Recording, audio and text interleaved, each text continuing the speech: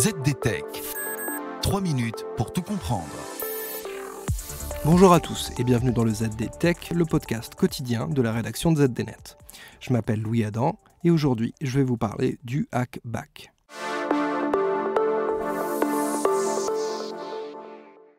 Le hackback est un terme anglophone qui recouvre un phénomène finalement assez simple, mais aux implications parfois complexes. Cela désigne le fait pour une organisation privée victime d'attaques informatiques de répliquer à son tour avec une cyberattaque visant ses agresseurs. Un genre de légitime défense du cyber.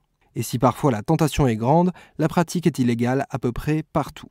En France, l'ANSSI s'est prononcée à plusieurs reprises contre l'idée au nom du maintien de l'ordre dans le cyberespace. L'agence de cybersécurité française a déjà bien du mal avec les espions et les cybercriminels et ne se réjouit pas à l'idée de voir Internet se transformer en Far West numérique. Seules les forces de l'ordre disposent d'exceptions légales leur permettant de s'infiltrer dans un système d'information à l'insu de son propriétaire. Et ces dispositions sont généralement très encadrées. La position est à peu près la même partout en Europe, mais aux États-Unis l'approche est un peu plus nuancée. Les Américains sont moins fermés à l'idée d'autoriser la pratique et 2 projets de loi, en 2017 et 2019, visaient à ouvrir la voie à cette possibilité. Pour l'instant, ils n'ont jamais été approuvés et le hackback reste donc illégal, même là-bas.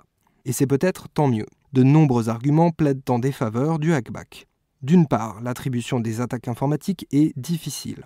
On a déjà consacré un épisode du ZDTech à la question, mais le risque de victime collatérale d'un hackback mal maîtrisé est grand. D'autre part, rares sont les entreprises à disposer des capacités techniques permettant d'identifier l'auteur d'une attaque informatique, et plus rares encore sont celles qui seraient en capacité de répliquer face à une attaque.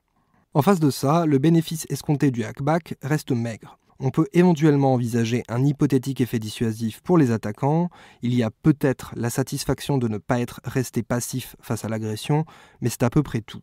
Il y a pourtant une zone grise. Celle-ci touche à un secteur assez particulier, celui du renseignement sur les menaces. De nombreuses entreprises de cybersécurité se spécialisent aujourd'hui dans la collecte de renseignements concernant les attaquants et leurs pratiques. Et dans certains cas, les chercheurs en sécurité ne se privent pas d'infiltrer les serveurs des cybercriminels afin de récolter des informations.